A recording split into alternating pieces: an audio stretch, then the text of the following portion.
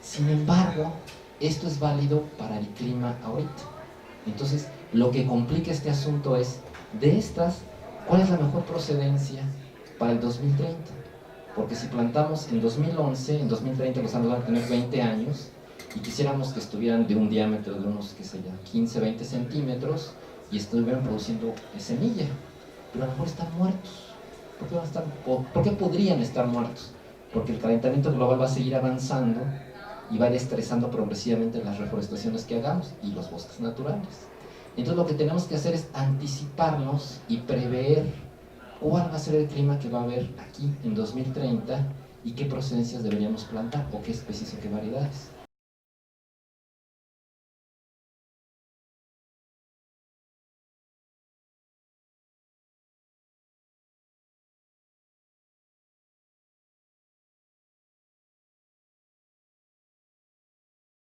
Bueno, pues bienvenidos. Esperemos se siga renovando el auditorio y se sigan incorporando compañeros. El día de hoy tenemos la presentación Estimaciones de cambio climático para Michoacán, migración asistida de especies forestales como alternativa, como una de las conferencias magistrales propuestas dentro de la Semana de la Biología con la temática Bosques y Desarrollo Sustentable. Nuestro ponente es el profesor, el doctor Cuauhtémoc Sáenz Romero, el cual es profesor investigador titular C de tiempo completo del IAF, Instituto de Investigaciones Agropecuarias y Forestales de la Universidad Michoacana, el cual estudió su licenciatura en Biología en la Universidad Autónoma Metropolitana de Xochimilco, en el Distrito Federal, su maestría en Ciencias en la opción de Ciencias Forestales por la Universidad Autónoma de Chapingo, y su grado de doctor en el Departamento de Ecología y Manejo de la Universidad de Wisconsin en Estados Unidos. Ha tenido distinciones, de la cual una es ser miembro SNI del Sistema Nacional de Investigaciones con el nivel 2, representante de México ante el Grupo de Trabajo sobre Recursos Genéticos Forestales en la Comisión Forestal de América del Norte, la FAO, miembro del Cuerpo Académico Consolidado Sistemática Ecología y Manejo de Recursos Terrestres. Tiene diversas publicaciones en el ámbito de especies, de migración asistida de especies, así como ecología y cambios climáticos. Entre ellas, algunas son las variaciones enzimáticas del Pinus artuegi, las especies, sus hábitats, sobre el calentamiento global, los climas y modelos para la percepción de los climas de los años 2030, 2060 y 2090 en México, a través del entendimiento del cambio climático y los impactos de estos en la vegetación. También la variación altitudinal de la especie Pinus artuegi y la variación genética del Pinus devónia, el Pinus michoacana. Cedo la palabra al doctor para que comience con la exposición. Ahorita le traemos su apuntador y le damos la cordial bienvenida y pues esperamos la renovación del auditorio. Gracias. Gracias a Irene Ávila, la doctora que hizo el favor de invitarme, a ustedes por estar aquí. Creo que fue la hora del almuerzo, porque estaba como lleno el auditorio, de repente todos se salieron, me imagino que fueron a almorzar, o hay menos interés en ese tema, lo que haya sido. Les agradezco mucho su presencia. Lo primero que quiero decir es que no es un trabajo individual, es un trabajo en equipo. El principal coautor de ese trabajo es Gerald Reffel, que es un genetista que trabaja cosas de ginecología. La ginecología es la asociación entre genotipos y variación entre poblaciones con respecto a su clima o a su ambiente. Él trabaja, al igual que Nicholas Crookston, en el servicio forestal de una ciudad que se llama Moscú, Idaho, que no tiene nada que ver con Rusia, pero sí se llama Moscú. Nicholas Crookston es un experto en cómputo que hizo varias de las bases de datos que se usaron y de la programación. Bryce es la persona que hizo una parte de Pinus chiapensis que van a ver como en el segundo tercio de la plática. Pierre Duval hizo los mapas, no se van a apreciar tanto porque como que faltan algunos colores, ¿verdad?, en la proyección, pero los mapas son muy bonitos. Es un trabajo de Pierre. Remy es un experto en informática que ayudó a construir la base de datos, y Jean Beaulieu es un genetista que es el jefe de un laboratorio donde yo estuve de sabático un año en Quebec y donde se desarrolló la mayor parte de este trabajo. Siguiente, por favor. Esto es lo que normalmente hacemos, son ensayos de especies, de variedades, de procedencias. Las procedencias son poblaciones de un origen geográfico conocido. Este es un ensayo puesto en Nuevo San Juan Parangaricutiro, en la parte más alta, en Cerro de Pario, 2800, 2900 metros. Y tenemos aquí un Pinus pseudostrobus típico de semilla local. Un Pinus pseudostrobus torcido, delgado, muy dañado por heladas, de la misma especie, pero otra variedad, Apulsensis, traída de Puebla. Y Pinus harvey, por debajo de su límite altitudinal inferior, o sea, empieza a crecer 3000, 3100 y aquí estamos por debajo, con un crecimiento muy pobre. Las tres plantas se produjeron en vivero en varias condiciones y en campo tienen la misma edad. Entonces, de ver este ensayo, parece muy obvio qué tenemos que hacer. Digámosle a Nuevo San Juan Parangaricutiro, colecten semilla local de Pinus pseudostrobus típico, reforesten con esa semilla y olvídense de otras especies. Siguiente. Esto, bueno, déjame regresar antes que termine otro, perdón. Sin embargo, esto es válido para el clima ahorita. Entonces, lo que complica este asunto es, de estas, ¿cuál es la mejor procedencia para el 2030?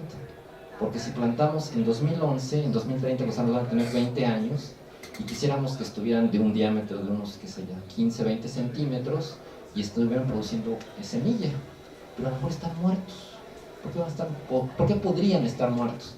Porque el calentamiento global va a seguir avanzando y va a ir estresando progresivamente las reforestaciones que hagamos y los bosques naturales.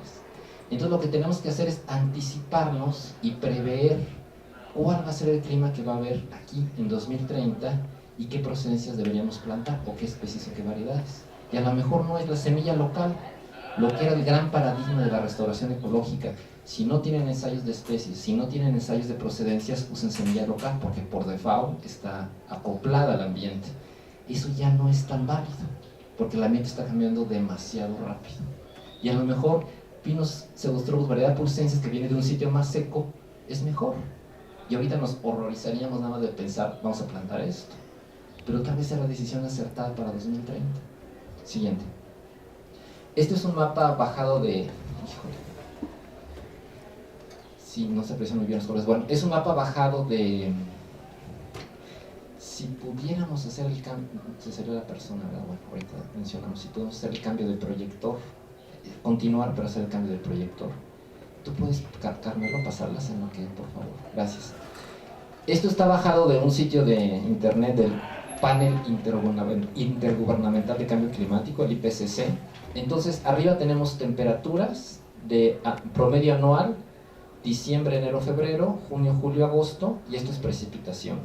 Entonces, aquí lo que se ve como café oscuro es incremento de temperatura, esto es decremento. Entonces, entre más al norte nos vayamos, mayor es el incremento previsto de temperaturas, en este caso para fin de siglo. México se va a calentar, pero se va a calentar más el Canadá y todavía más el norte de Canadá. O sea, entre más al norte es más fuerte el calentamiento climático esperado, pero en precipitación no es así. En precipitación es más complicado. Aquí son mapas de precipitación expresado como porcentaje de cambio de la precipitación respecto a la precipitación actual. O sea, no son milímetros, son porcentaje de cambio. El color oscuro es hasta 50% y este color, que debería ser café, es menos 50%. Entonces vemos que en norte de Estados Unidos y Canadá se incrementa la precipitación. Y esa es la razón por la que en Canadá no están tan preocupados. Porque va a subir la temperatura, pero va a subir la precipitación. ¿Y qué va a pasar? El norte de Canadá, que no tiene, por ejemplo, uso agrícola, es forestal, va a abrir nuevas áreas de cultivo.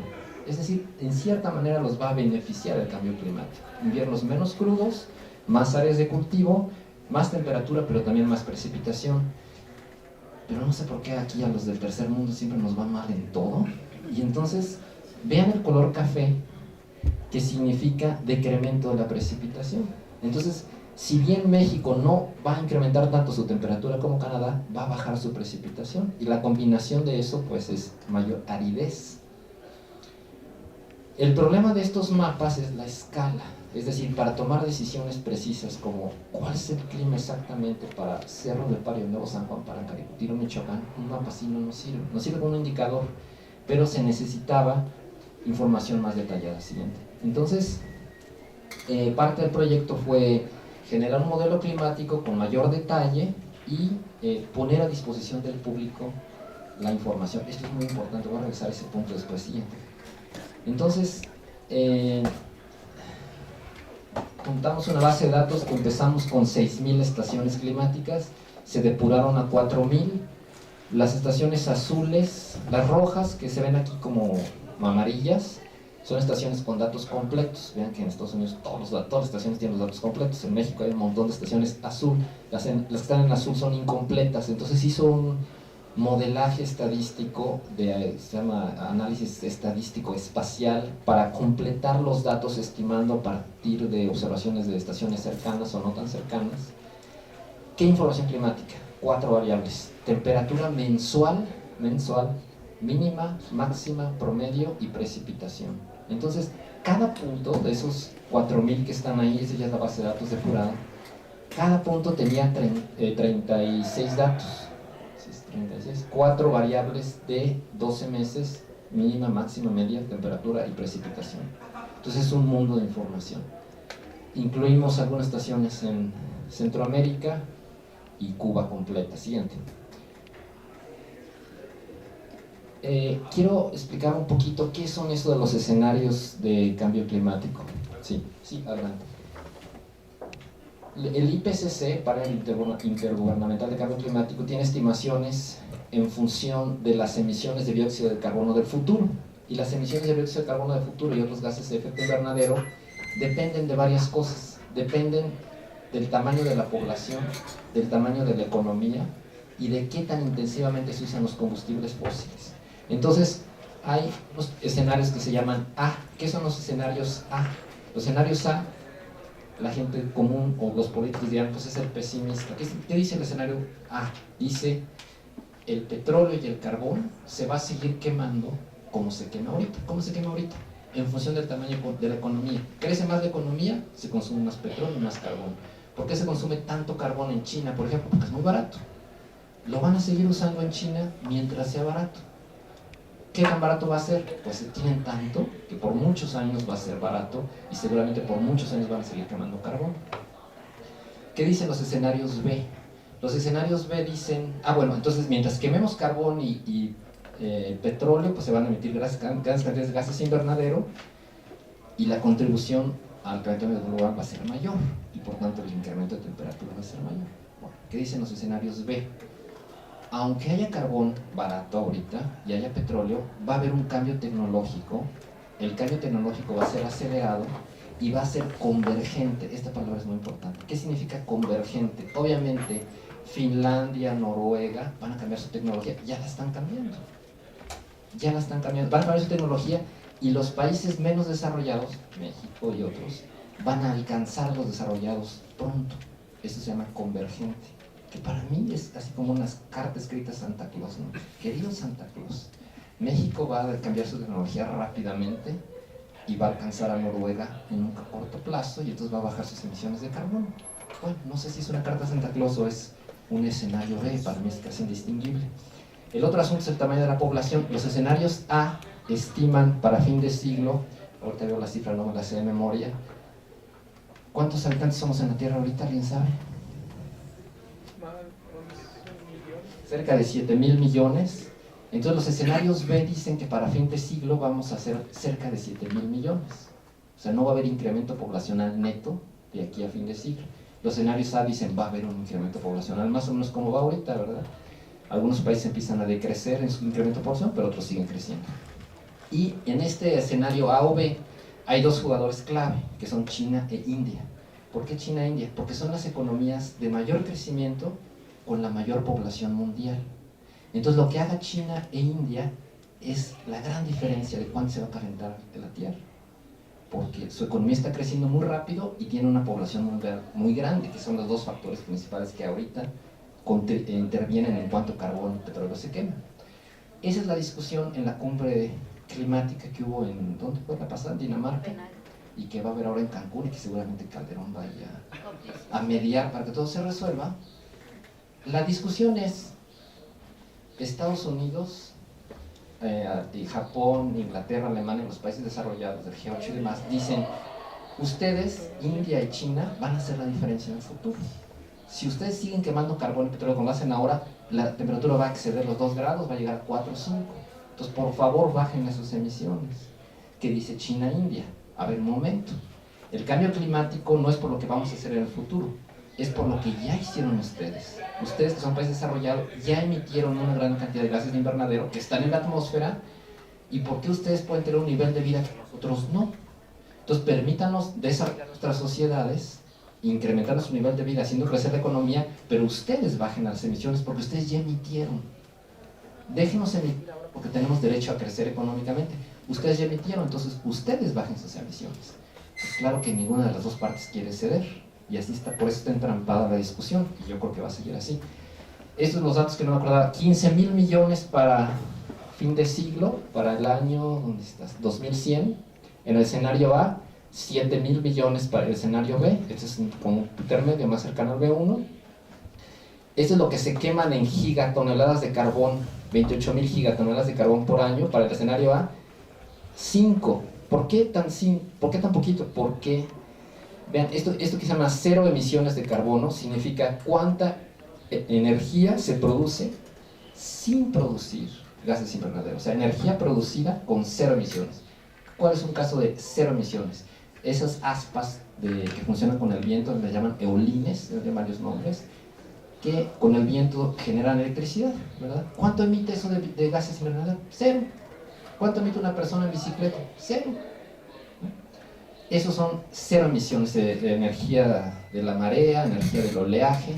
Entonces el A2 dice, bueno, sí va a haber un cambio tecnológico, claro que lo va a haber, lo está viendo, pero vamos a llegar al 8% de la energía total producida con cero emisiones, y el B dice 21. Entonces, lo siguiente que voy a mostrar son medias de incremento de temperatura para México con varios escenarios, A y B, y un conjunto de modelos. Estos son modelos estadísticos, modelos muy complicados, se llaman modelos de generales de circulación global, que consideran el movimiento de las corrientes marinas, del calentamiento del agua, del vapor de agua, de la circulación de agua y aire en la Tierra, que son lo que modela la temperatura. Ejemplo rapidísimo de qué es ahorita hacer algo para dirigirnos al escenario A o hacer algo para irnos al escenario B. En la jornada de Michoacán, hace poco, primera plana, Michoacán y Guerrero están muy contentos porque se va a modernizar, ampliar la carboeléctrica de Petacalco. Una carboeléctrica es una estación que genera electricidad a partir de quemar carbón, y se va a ampliar gracias a que vamos a importar carbón de Australia y lo vamos a quemar en Petacalco. Entonces, ustedes pueden tener idea la cantidad de gas invernadero que significa traer carbón de Australia, quemar combustible para los barcos en traerlo de Australia, desembarcarlo en la costa de Michoacán y Guerrero y quemarlo. Eso es lo que estamos haciendo. Y en Quebec están agresivamente un programa de eolines para generar energía eléctrica con cero emisiones, que no es fácil, porque los ecologistas dicen, es que se ve feo el ambiente, pónganlos a más de 50 kilómetros de las áreas naturales protegidas, pero las áreas naturales protegidas están por todos lados, entonces no hay dónde poner los eolinos. Entonces les dicen, pues ustedes ecologistas no quieren bajar la emisión de carbono. Sí, pero se ve feo. Entonces no es fácil, no es fácil cambiar la tecnología, pero lo están haciendo. Siguiente. Otra cosa que están haciendo en Canadá: ustedes llegan a la ciudad de Montreal y estos anuncios les dicen cuántos cajones vacíos hay en un estacionamiento, para que sepan a dónde irse a estacionar sin estar dando vueltas de lleno. Se bajan del coche, claro, en verano, en invierno no se puede hacer esto, y meten su tarjeta de crédito aquí y sacan una bicicleta que es como la ecobici del DF, pero un poquito mejor, y pueden ustedes andar por un perímetro determinado de la ciudad y pueden irse a su trabajo, estacionarla en una de estas cosas, y tiene un sensor que dice ya entregaron la bicicleta y les suspende el cargo del precio, ¿no? Trabajar, y a las 12 del día que hacen el lunch salen, agarran su bicicleta y van a tomar el lunch, regresan y la vuelven a ensartar en esta cosa y les paga el crédito, etc. Entonces pueden usarlo en segmentos durante todo el día. ¿Para qué? Para que gente no use su coche, ¿no? Y yo dije, bueno, y si alguien se la roba, bueno, tiene un GPS que le dice al sistema dónde está la bicicleta, ¿no? Y tiene su tarjeta de crédito, entonces nada más le cargan el precio de la bicicleta, esa tarjeta de crédito, y ya estuvo. Entonces, pues sí, nadie se la roba, ¿no? Siguiente. Hay ciclopistas por toda la ciudad. Estos son ya datos nuestros de estimación de incremento de temperatura respecto a lo que llamamos clima contemporáneo. ¿Cuál es el clima contemporáneo? El promedio de 1961 a 1990. Eso es lo que voy a llamar clima contemporáneo. Es la referencia. Vean que estos son modelos canadienses, físicos, etcétera, y los escenarios, ¿verdad? El A, las líneas sólidas, son grandes emisiones de dióxido de carbono. Y los escenarios B son los optimistas, ¿verdad? De cambio tecnológico, no hay mucho incremento de la población. Bueno, hay cambio tecnológico, pero es convergente, etcétera, todo lo que dije. Entonces vean cómo es muy parecido en 2030, es decir, 1.5 grados más menos 0.2 grados. Todos dicen lo mismo en general. Ya cambia mucho decir para 2090 subir entre 4 y 5 grados o subir solamente 2. ¿Qué es lo que quieren hacer en la cumbre de Copenhague? De Cancún, con la mediación de Calderón, parar aquí, ¿verdad? No subir más de 2 grados. ¿Qué necesitamos hacer para no llegar acá o acá? Cambio tecnológico acelerado, disminución del tamaño de la población, bajarle la producción a la quema de carbón y petróleo, sobre todo en India y China. Entonces, nuestro punto de vista es, no sabemos qué van a hacer China e India, no sabemos si se van a poner de acuerdo. Cancún, no sabemos qué va a pasar en 2060.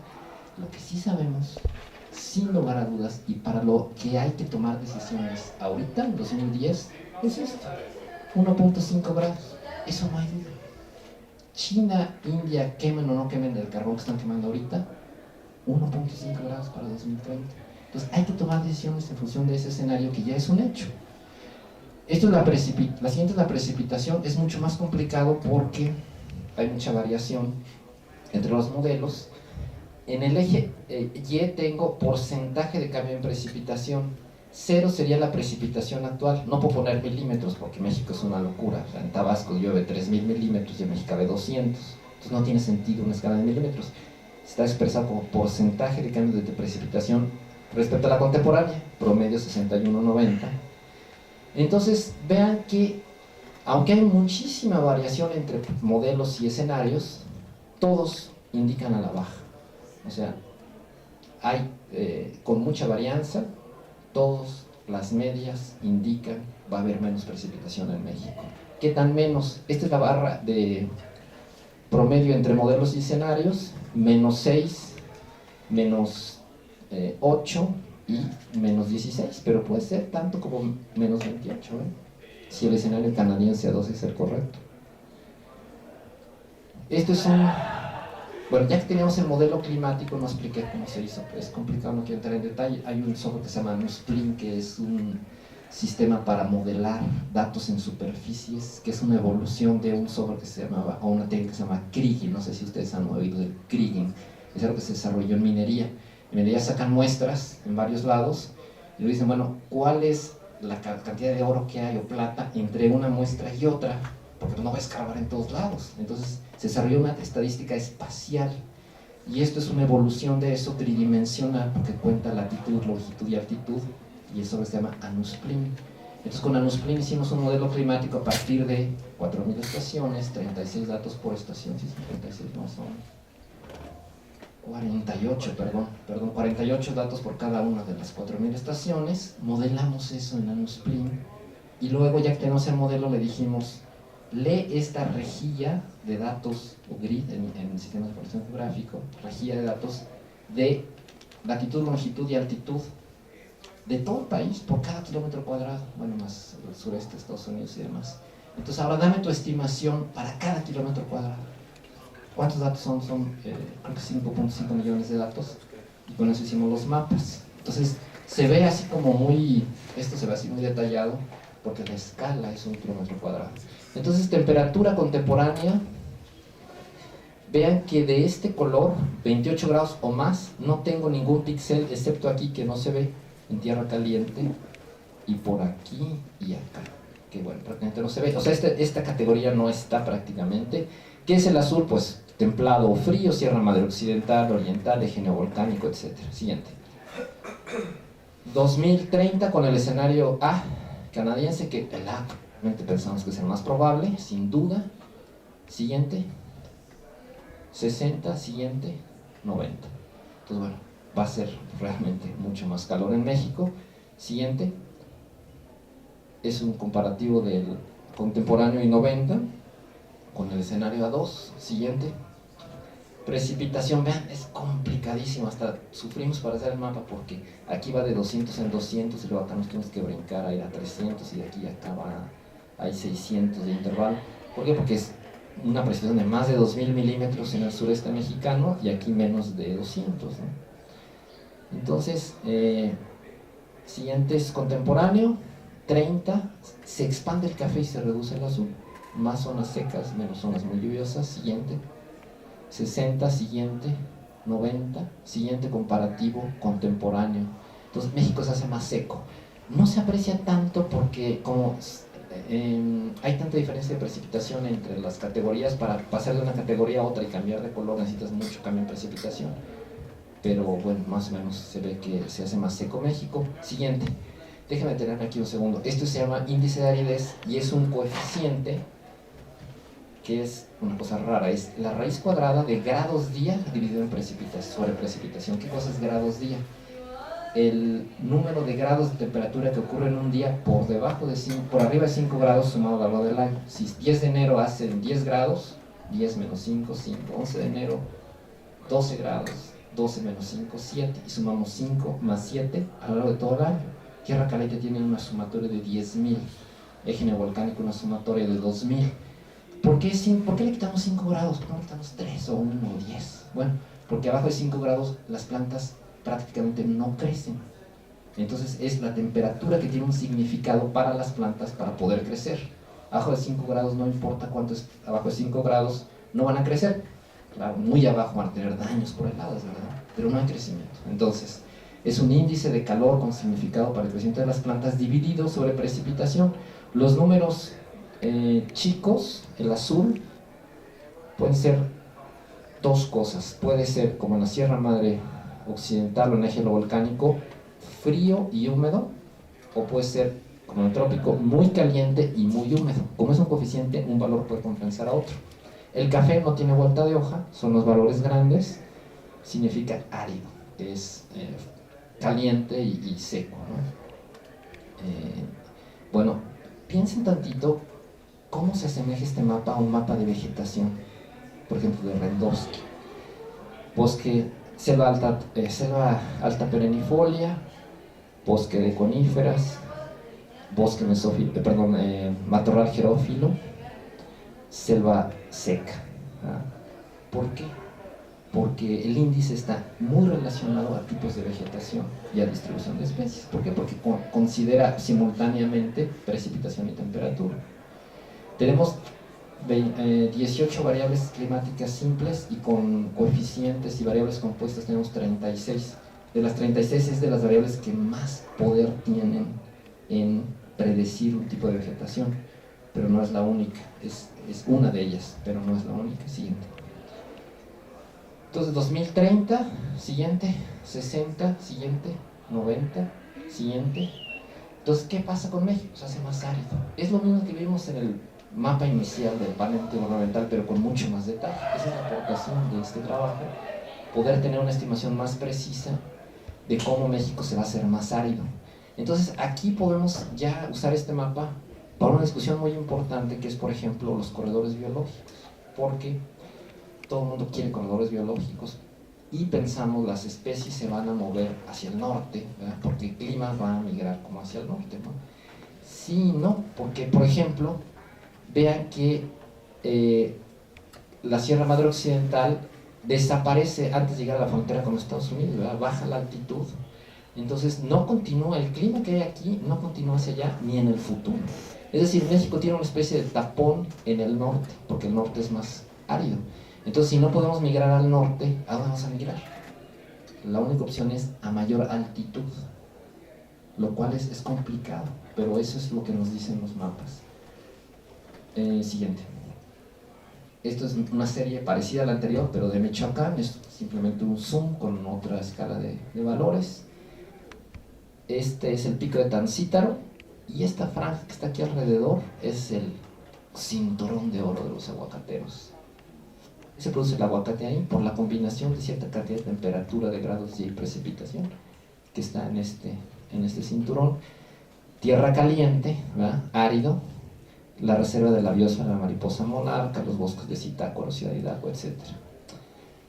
Siguiente. 2030, siguiente. 60, siguiente. 90. Entonces, necesito que me ayuden a buscar un sinónimo de tierra caliente que sea más caliente que tierra caliente. No lo he encontrado, ya tenemos más de un año con esta búsqueda y no. Pero si se les ocurre algo para llamar a tierra caliente de otra manera, es como habría que llamar en 2090. Vean cómo ha desaparecido el cinturón de aquí, de los aguacates, y la mariposa monarca pues se ha reducido mucho. Siguiente. Bueno, esto es si las emisiones de carbono siguen como ahora, ¿verdad? Lo cual pues ahorita es lo más posible. Siguiente. Precipitación, ya nada más ser comparativo contemporáneo contra 2090, café es baja precipitación. Entonces pensemos para Michoacán, ¿a dónde irían las especies? ¿Pueden ir al norte? Pues no, porque Guanajuato ya es seco ahorita y va a ser más seco en el futuro. Entonces tendrían que migrar a mayor altitud, que es el eje no volcánico, pero tiene un límite. Pico Tanciedo tiene 3.800 metros y no tiene más que eso, etcétera, ¿no? Entonces, siguiente. Índice de aridez. Aquí es más claro el asunto con la mariposa monarca. Miren, este azul intenso pues son lugares donde hay aves, ¿verdad? En la parte alta del Pico de Tancítaro, los bosques altos de Zitácuaro, Ciudad Hidalgo y la reserva. Y aquí. Entonces, si se muere el oyamel, ¿a dónde va a hibernar la mariposa monarca? ¿Qué podríamos plantar en la mariposa monarca, en la reserva de la biosfera, que la mariposa aceptara posarse ahí? No está fácil, ¿eh? Siguiente. Este es un mapa importante porque es la diferencia de incremento de temperatura 2090 modelo canadiense escenario 2 contra clima contemporáneo. Entonces vemos que no es homogéneo el incremento de la temperatura, es mucho mayor en el noroeste de México. Creo que algunos productores de ciertas plantas que se exportan a Estados Unidos sin guía fitosanitaria se verían beneficiados, no sé.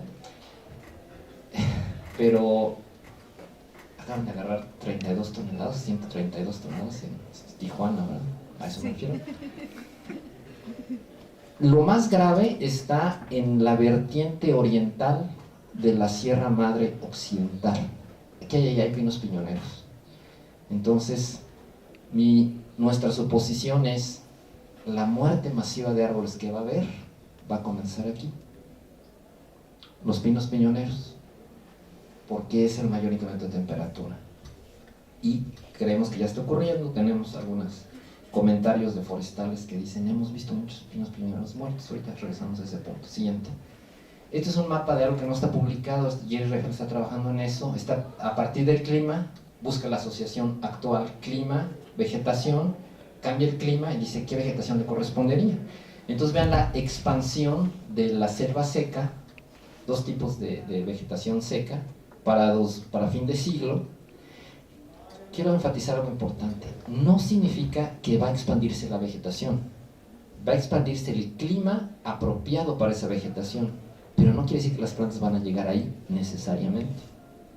Tal vez habría que ayudarlas a llegar, que es lo que llamamos migración asistida. Siguiente. Bueno, este es el sitio donde ustedes pueden entrar y hacer estimaciones puntuales, es decir, suben un archivo que tiene latitud, longitud y altitud, o bien suben una rejilla de sistema de información geográfica, dan un clic escogiendo año, modelo, escenario. No, pues yo sí creo que Calderón va a surgir con su liderazgo internacional y va a poner de acuerdo a todos los países, va a hacer que China baje sus emisiones, va a hacer que Estados Unidos baje sus emisiones. Entonces, los escenarios B pues son los más probables. Entonces denle B1 y pueden escoger mensual o anual y los someten y les manda una liga donde después pueden bajar sus datos de las estimaciones. Les voy a poner un ejemplo. Siguiente. Este es un tipo de archivo que ustedes pueden subir, tiene que ser en formato de texto a fuerzas, entre comillas el sitio, la longitud en negativo porque es oeste, la latitud, vean que sistema decimal ambos, y altitud en metros. Suben eso, le dan submit, escogen su escenario B, siguiente. Y esto es lo que les regresa el sitio mean average temperature, promedio anual de temperatura, mean average precipitation. En el sitio está explicado qué significan estas abreviaciones que están en inglés. Grados día, si ustedes le sacan raíz cuadrada grados día y lo dividen entre precipitación, ya tienen su índice de aridez. Entonces dicen, bueno, mi papá tiene una huerta de aguacate en tal lugar en Uruapan, yo quiero saber cuál va a ser el clima para 2060. Pueden estimarlo ahí y pueden decir, papá, ¿sabes qué? Tienes que comprar un terreno en otra altitud, y yo lo puedo buscar haciendo estimaciones puntuales, porque dentro de 30 años tu huerta va a estar muerta o muy estresada. Entonces, si quieres seguir siendo productor de aguacate, hay que mover las huertas. Cuando dije esto, casi me matan unos comuneros de la meseta por el país. Ya nos han deforestado bastante como para que usted venga ahora a decirles que muevan sus huertas para arriba y ahora deforesten más arriba si ya deforestaron abajo. Eso es un asunto complicado, ¿eh? Ahora, lo que yo pienso es, no van a dejar de producir aguacate, y más vale que las produzcan donde sí va a producir, porque si no van a deforestar donde sí va a producir, y donde pusieron una huerta, deforestaron, no funcionó y la abandonaron y ya está deforestado. Entonces mejor que deforesten donde produzcan algo, y no donde produzcan algo y además donde no producen. Esa es mi visión. No se los dije porque los vi muy agresivos, entonces me guardo eso para mí. Siguiente. Esta es una manera en que podemos usar el modelo climático del sitio web. Son sitios donde hemos colectado semilla de pinos Harvey, el pico de Tancítaro. Aquí tengo altitud y aquí tengo temperatura media anual. Pinos pseudostrobos en Nuevo San Juan para Angaricutir, en otra altitudinal. Pinos de Boniana o Michoacana, pinos Ocarpa. ¿Y qué podríamos concluir de esta gráfica? Si fuera su tesis, ¿qué dirían? Pues es muy simple. La distribución de pinos de Michoacán sigue un patrón altitudinal ligado a la temperatura, donde pinos o carpa crece en sitios más cálidos, Harvey en los más fríos. Es un gradiente sencillito donde las especies están sobrelapadas. Si ustedes van al campo, en la parte baja de Pseudostrobus hay Michoacana, en la parte baja de Michoacán hay Ocarpa, en la parte alta de Pseudostrobus hay Montezume, inmediatamente después hay Harvey. Y entonces todo esto es cierto, ¿verdad? Aquí estaría el Montezume, ¿no? Lo mismo hicimos para Harvey, es una parte de la tesis de Héctor Viveros, tesis de doctorado. Segmentos de 350 metros, esto es pico de Tancítaro, y aquí el problema es, para la población más alta, subir 350 metros pues es un salto al vacío, porque Tancítaro no tiene más de los 3800. ¿Qué hacemos con esas poblaciones que están aquí ahorita? Pues las tenemos que mandar a otro lugar que tenga más altitud, que es Popocatépetl, Iztaccíhuatl, al pico de Orizaba, Nevada de Colima. ¿Y qué hacemos aquí abajo? Sustituir por Montezume. ¿Y qué hacemos con Montezume? Sustituir por Pseudostrobus. ¿Y qué hacemos con Pseudostrobus? Sustituir con Michoacán. ¿Y qué hacemos con Michoacán? Sustituir con Ocarpa. ¿Qué hacemos con Ocarpa? Sustituirlo por especies de selva baja. Ahí ya no sé porque no trabajo en eso y no me sé las especies, pero sé que hay un montón de borceras y no sé qué. Entonces tenemos que corrernos para arriba. Como recomendación general, subir 300 metros. ¿Por qué?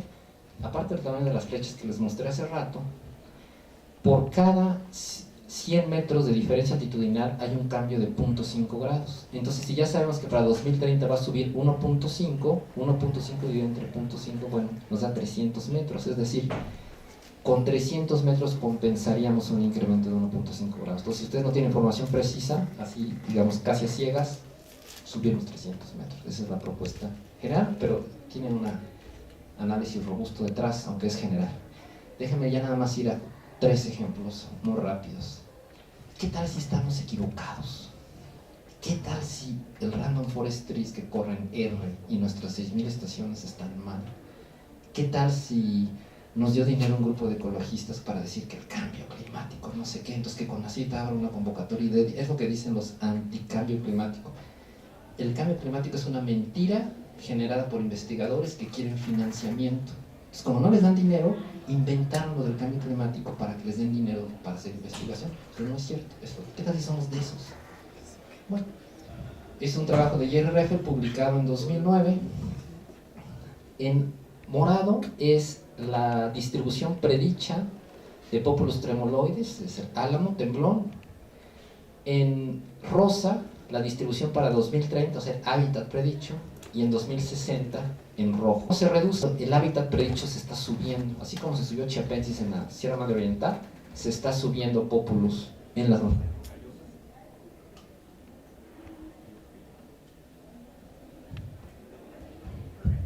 Porque el clima se está desplazando altitudinalmente hacia arriba. ¿Qué son los puntos blancos? Fíjense cómo los puntos blancos, todos, o casi todos, están en la parte de la distribución contemporánea. No están en el rojo, están en la distribución contemporánea, y más en la vertiente occidental que en la oriental. Siguiente. Esto es un punto blanco, son rodales muertos, poblaciones muertas. Los adultos están muertos. ¿Por qué se murieron? Porque se estresaron en la época de secas. Se murieron. Estos están vivos porque es el otoño, porque son jóvenes. Entonces los árboles jóvenes tienen más vigor que los adultos. Esto lo llaman sudden decline. Aquí está, sudden decline, si lo quieren buscar en Google. Quiere decir muerte súbita masiva. Entonces, lo que pasa es que cuando hablo porque entonces, el desfasamiento clima-población ya está ocurriendo. Y ya se están estresando las poblaciones y ya se están muriendo. Entonces esto nos dice, pues nuestros modelos no están tan mal. Siguiente. Este es un trabajo muy importante, publicado en 2005. Aquí está mal, pero es Gears. Son estimaciones de Pinus edulis en Arizona, Nuevo México, Colorado y Utah, ahí donde cruzan los migrantes mexicanos Zapata. 12,000 hectáreas de árboles muertos. 12,000, ahorita ya. Entonces es el desfasamiento clima-vegetación. Siguiente. ¿Por qué se murieron 12,000 hectáreas? Aquí tengo en este eje es temperatura anual, y aquí es precipitación, no me acuerdo qué es el A y B. Y vean cómo en estos 2 años, de 2000 a 2002, subió la temperatura y bajó la precipitación. Es decir, se juntaron 2 años secos. Y esos 2 años secos mataron 12,000 hectáreas de árboles de Pinus edulis. Es un piñonero, no es un piñonero adaptado a la sequía.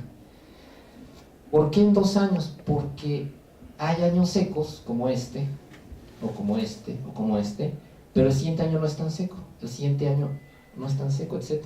Entonces el árbol se estresa, tiene ataques de insectos, de hongos, está estresado, produce menos semilla, el tamaño de sus anillos se disminuye porque crece menos, pero el siguiente año es menos severo y la planta se recupera.